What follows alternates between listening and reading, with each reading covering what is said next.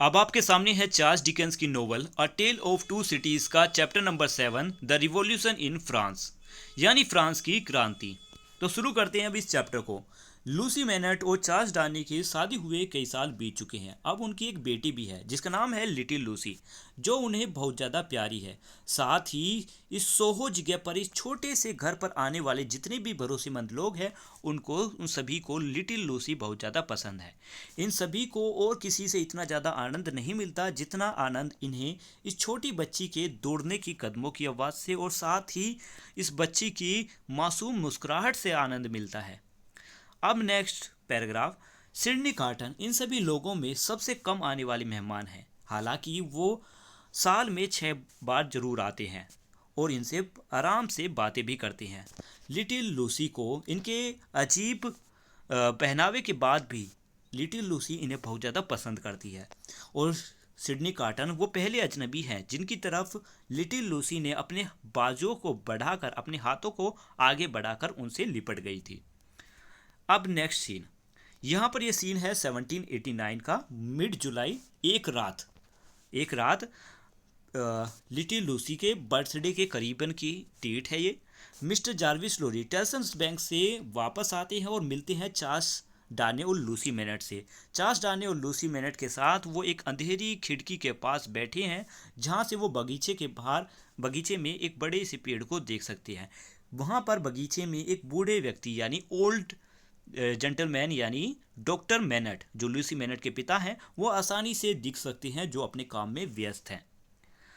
Mister Jarvis लोरी उनसे बातें हुए करते हुए कहती हैं कि पेरिस की हालत बहुत ख़राब है, बहुत ख़राब।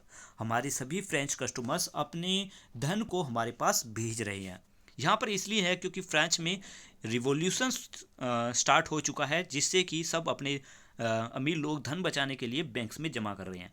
तो आगे चार्ल्स डार्ने कहते हैं कि ये तो बिल्कुल बुरा संकेत है।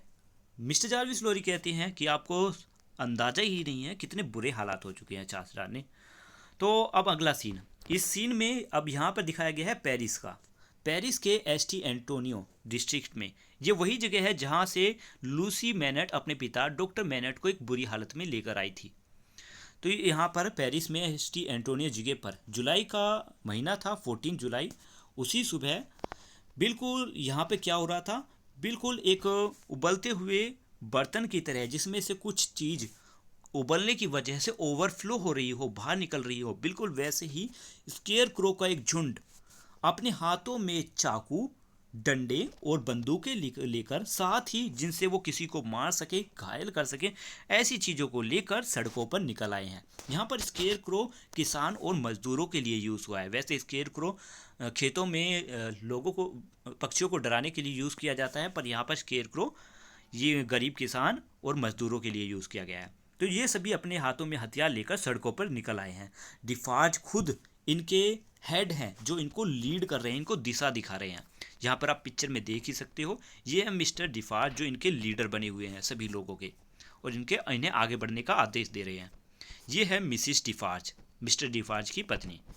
आगे मिस्टर डिफाज सभी को आदेश देते हुए कहते हैं, पास रहो, जैक्वस 3, जैक्वस 2, जैक्वस 4, ठीक है, सॉरी जैक्वस 1। अपने सभी देशभक्तियों के सामने आगे रहो, मतलब उन्हें राह दिखाओ। और मेरी वाइफ कहाँ है? देखो यहाँ पर फिर से वो वर्ड यूज हुए हैं, जैक्वस 1, जैक्वस 2, ये सभी क्रांतिकारी हैं। इन्हें ये कह रहे हैं कि अपने सभी देशभक्तियों के सामने रहो, उनके हेड बन के रहो, उनको राह दिखाओ। ठीक है, तो फिर पूछते हैं कि मेरी वाइफ कहाँ है? तो मिसिस डिफाज जो थी वो कैफ़े के बाहर दरवाजे पर कुल्हाड़ी एक हाथ में लिए, एक पिस्टल लिए और एक चाकू जो कि उनकी कमर से एक कपड़े बेल्ट से लिपटा हुआ था। इन सभी के साथ तैयार, हमेशा की तरह दृढ़ संकल्प के साथ वो उसके चेहरे पर एक्सप्रेशन थे। अपनी वाइफ को देखकर डिफाज अपने बाकी लोगों को इशारा करता है आगे बढ़ने के लिए और कहते हैं आदेश देते हुए, कम ऑन, चलो देशभक्तों, मेरे दोस्तों, आगे बढ़ो, आगे बढ़ो, हमें बेस्टाइल तक पहुंचना है। बेस्टाइल एक जेल का नाम है, ठीक है, एक जेल जहां पर डॉक्टर मैनट को कैद कर रखा गया था और बाकी दूसरे कैदियों को भी। तो यहाँ पर ये जेल की तरफ बढ़ रहे हैं। लोग चिल्लाते हुए, शोर मचाते हुए, ठीक है, दहाड़ते हुए क्या कर रहे हैं, अपने हाथों में हथियार लिए हुए, हवा में हिलाते हुए, ड्रम बजाते हुए, बेल्स को बजाते हुए आगे बढ़े जा रहे हैं, जिनको रोक पाना अब मुश्किल हो गया है ऐसी गुस्सेल भीड़ को। अब वो बेस्टाइल जेल तक पहुंच चुके हैं, जहां पर जेल के जो गार्ड हैं वो अपनी गन को तैयार कर कर और तोप को तैयार कर कर उन पर हमला कर देती है। लेकिन ये गुर्राती हुई मानव की ये लहर, यानी ये लोगों की जो लहर है, ये डिफार्ज के एक आदेश पर इन सभी गार्ड्स पर टूट पड़ते हैं। डिफार्ज इनको आदेश दे रहे हैं, मतलब फिर डिफार्ज आगे आदेश देते हुए करते हैं, वर्क कमांडर्स, मतलब वर्क साथियों, मेहनत करो, मेहनत करो, आगे बढ़ो, जैक्वस 1, जैक्वस 2, जैक्वस 1002, आगे बढ़ो, दूसरे लोगों के नाम पर आगे बढ़ो, बढ़ते रहो, इस तरीके से आदेश दे रहे हैं। अब डिफार्ज से थोड़ी ही दूर पर उनकी वाइफ एक वाइल्ड ग्रुप ऑफ वुमेन, यानी महिलाओं का एक झुंड जो भी बिल्कुल आक्रामक गुस्से में है, उनको लीड कर रही है, उनको नेतृत्व करके उन्हें आगे बढ़ाने का हुक्म दे रही है। जैसे डिफार्ज भी आदमियों के लीडर हैं, यहाँ पर महिलाओं की जो लीडर है वो मिसिस डिफार्ज है। वो उन्हें आदेश देती है दरवाजे पर टूट पड़ने के लिए, जो दरवाज़ा उन्हें जेल के अंदर की तरफ ले जाएगा। उन्होंने कुल्हाड़ियों और हथौड़े से उस दरवाजे पर वार किया, उस दरवाजे में एक होल बना दिया। इतना बड़ा होल, काफ़ी इतना बड़ा होल था जिसमें से एक आदमी अंदर जा सकता था। जल्द ही एक वाइट फ्लैग ऊपर की तरफ उठता हुआ नजर आया, यानी जेल के सभी गार्ड्स ने अपने आप को सरेंडर कर दिया।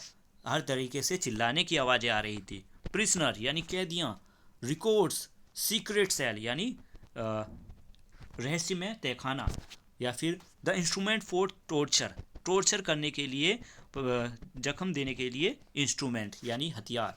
इस तरीके से मतलब लोग इन चीज़ों को देख रहे थे और ऐसी आवाज़ें आ रही थी एक जगह से दूसरी जगह से। डिफार्ज अपना रास्ता बनाते हुए सीढ़ियों से ऊपर की तरफ जा रहे थे, जहाँ पर जेल है और कैदियों को रखा जाता है।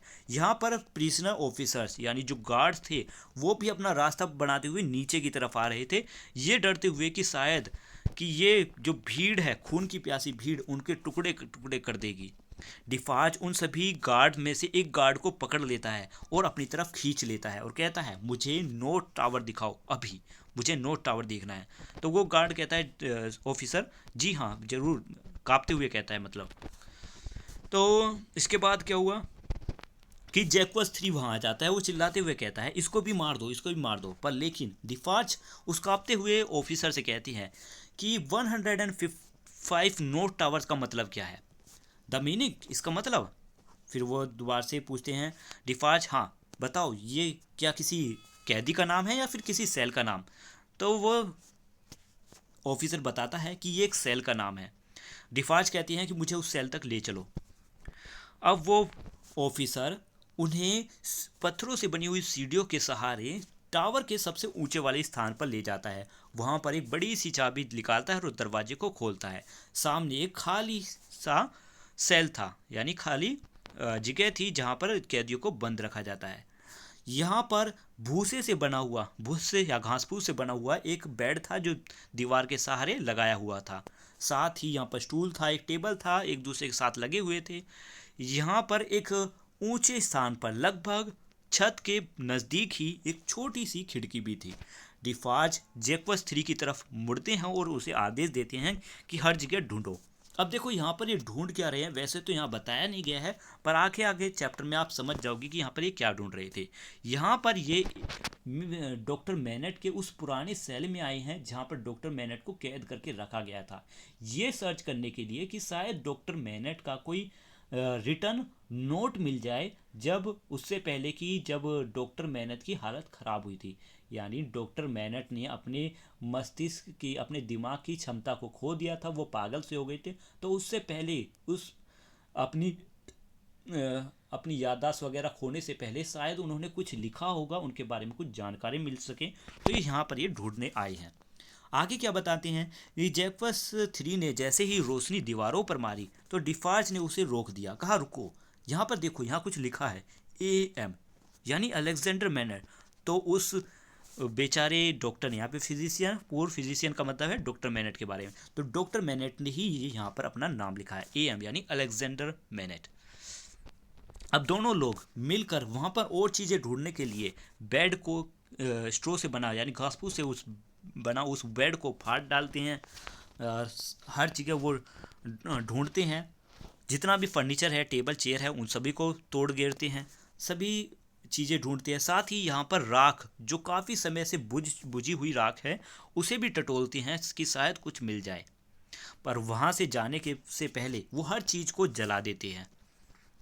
अब नीचे की तरफ, दूसरी तरफ नीचे सड़कों पर जो खून से भरी सड़कें थी, वहाँ पर एक ही पर्सन की चिल्लाने की आवाज़ आ रही थी। ये थी मिसिस डिफार्ज।